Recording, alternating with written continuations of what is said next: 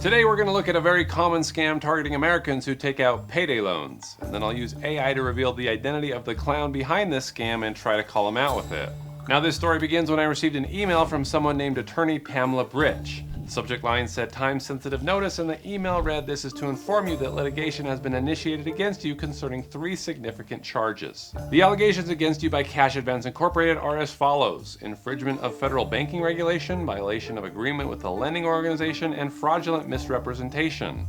Okay, I have some questions. If litigation has been initiated against me, where's the court name, or the court number, or even the law firm that you represent, Pamela? Why are you emailing me from a Gmail address? That's red flag number 1. Red flag number 2 is Cash Advance Incorporated. Why can't I find anything about this company? Pamela gets around this by pretending it's the parent company to many legitimate payday loan lenders like CashNet USA, Ace Cash Express, Check and Go, Advance America, etc. Pamela is just hoping that I'm one of the 12 million Americans who take out payday loans every year from one of these companies. And surely there are going to be many borrowers who are late on these loans who are going to get freaked out when they see an email like this that says your social security number will be blacklisted or render you ineligible for future government benefits. My guess is Pamela is sending these to tens of thousands of random people, and she only needs one person to bite for it to be worth her time. So if you get an email like this, you should probably just ignore it and report it. Or you could do what I think we've always wanted to secretly do and have some fun with them. I responded and I said, "Hi, can you help me understand this and how to settle it?" She wrote back and said, "Hello, Benjamin. As you are willing to explore a resolution beyond formal legal channels, there are 2 settlement options available to address this matter. Number 1, if you are considering a one-time settlement, the amount is $1,659.57. Number 2, if you opt for a weekly or bi-weekly payment plan, each will be $467.33 until your loan is fully paid off, which is $3,257.69. Well, I'd better get this debt taken care of, shouldn't I? And since I'm apparently the type of person who takes out payday loans, I better do option 2 and pay in installments. Can I please take a number 2? Pamela says, "Hello, Benjamin. Hope you are doing well. Kindly review the agreement provided below and respond accordingly. This will serve as an electronic record once the file is finalized. An initial payment of $465.38 is required starting November 8th, 2025, followed by the remaining balance according to the bi-weekly payment plan outlined below. Kindly submit the Master Visa debit card details." She then provides me with a link where I can do just that. Yeah, this definitely looks like an official payment website, and when I go to the main domain for this site, this is all I get. This is the final red flag. No company information, no terms of service, no trust seals. This is just a dummy site meant to scrape your credit card number if you're not careful. Shut up and take my money! But I want to know what Pamela is going to do with my credit card number, so I go to privacy.com and I create a virtual card number that I can control. I set the limit at $1, so if she tries to run it for more than that, it'll decline. And by the way, this video is sponsored by Privacy. Instead of using my real card, Privacy makes a brand new card number just for this purchase. Pamela never sees my real info. The site never stores it, and if this turns out to be sketchy, I can shut the card off instantly and my actual credit card is completely untouched. This is why I use Privacy. Data breaches are normal now. When a company gets hacked, your card number and billing info are what gets leaked. But with Privacy, the number that they have isn't tied to your real card at all.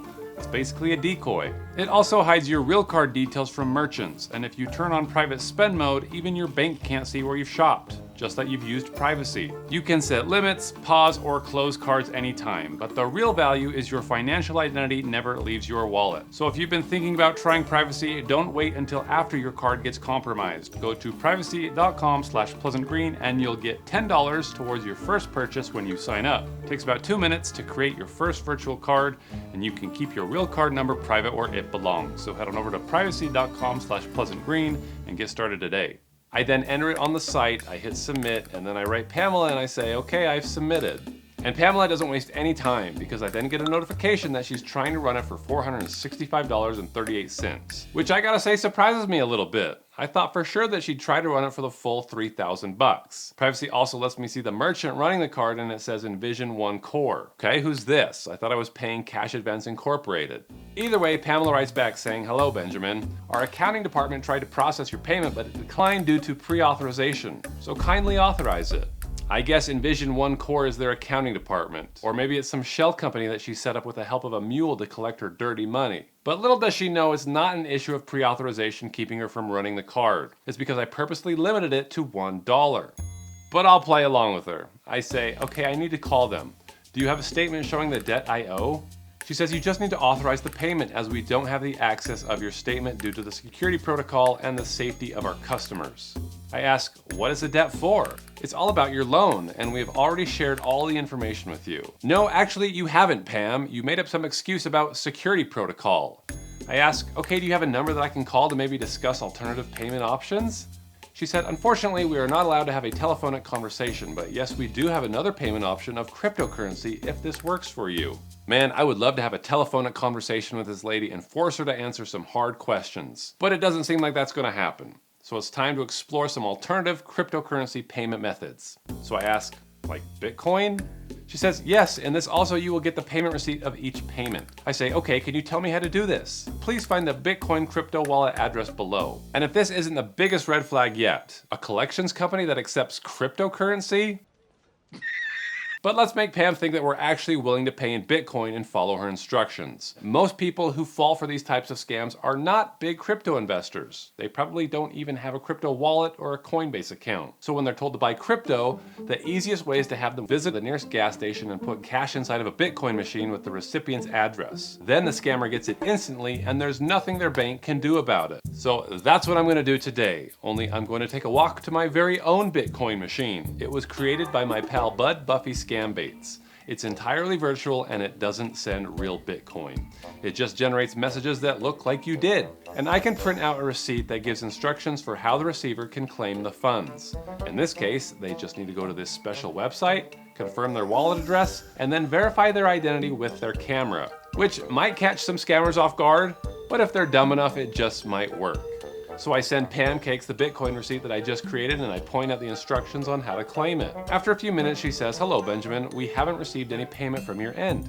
Kindly update us. And from what I can see, she's visited the website, but she hasn't done what she's supposed to do. And unfortunately, she still refuses to do it. So I kind of just give up and completely forget about this loan that's supposedly going to destroy my credit. And honestly, this is like 90% of scam baiting. You follow a scam for sometimes days at a time and they eventually just give up before anything exciting happens. And you just have to move on. But after 2 weeks, she appears out of the blue and says, morning, Benjamin. Since we have not received any payment from you, we will be moving forward with the necessary actions tomorrow. If you wish to prevent this, please ensure that your outstanding balance is settled today. Necessary actions? What does she think that she's gonna do? I say it clearly says your wallet address on the receipt. Can't you see? Did you go to that website to claim the funds? You must do that to receive. That's what they told me. Then she finally does what she's told and she completes the verification process. I must be her only solid lead for her to come crawling back to me like this. I can see that the IP address that she's using is in Ahmedabad, Gujarat, India. And when she does the face verification, she sticks her phone up to the camera with a picture of a random woman on her phone, thinking that that'll work. But Pancakes isn't very careful because she accidentally reveals the top half of her head. And by the looks of it, this she is actually a he. I'm guessing he's in his early 20s running a collection scam with his laptop in Gujarat, India. Well, everybody, we've got half the puzzle solved. This is attorney Pamela Britch. And in the olden days, you might have hired a sketch artist to fill in the rest, but now we have ChatGPT that can do it in seconds. So I upload it and I ask it to figure out what the bottom half of his face might look like based on the available facial characteristics that we do have, knowing he's based in Gujarat, India. And in seconds, it gives me this. Interesting. I'm not sure how close this is to our guy, so I decide to let Grok take a stab at it with the same prompt. It comes up with this. And then for fun, I try a third time and I get this. So I have 3 different looks that I think this guy might have, but I start making variations to see if I can get one to be close enough to the real scammer. I try making one a little younger and I get this. I try making him a little older. I try giving one of them a beard. I give him acne. This one was probably a bit much. Make him overweight. Finally, I think that maybe I've got at least one picture in here that might look close enough to the real Pamela, and I want to see if I can call him out with it. Pamela says I bought the Bitcoin but didn't send it, so I finally agree to use Coinbase to do it. But I tell her that it's asking for an image-based CAPTCHA to complete the transaction. So here's where I make a fake CAPTCHA with all of my pictures. The question is, select all images of the person trying to scam you. And then I send it to Pamela asking if she can help me answer the question. And believe it or not, he did not respond to me, which makes me wonder if one of these pictures came close at all to identifying him, or maybe the haircut was enough of a giveaway. I'd like to imagine that we came pretty close and that maybe he'll think twice about sending out more of these collection emails to you guys, because honestly, they're not all that convincing, Pam. Hello, sir. It is me, Attorney Pamela Bridge. Kindly notify us of your intended method of payment. I promise this is not a scam. Hey, let me know which one of these pictures you think best represents Pam. And if you've had any luck identifying scammers, let me know what you've done. Special thanks to Bad Buffy for the help here, and I'll catch you all in the next one.